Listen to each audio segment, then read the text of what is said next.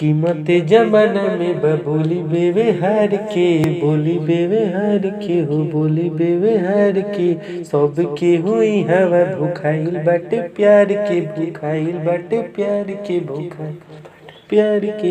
कीमत जमाना में बोली बेवहार के, सब के हुई हवा भुखाइल बाटे प्यार के। दुनिया के है सच्चाई हवे, केहू के न केहू से, केहू के न केहू से लड़ाई हवे।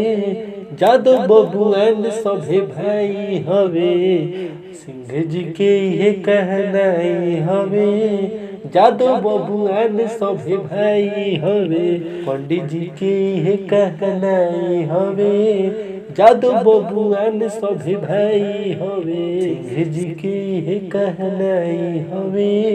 जादो बबुआन सभे भाई हवे।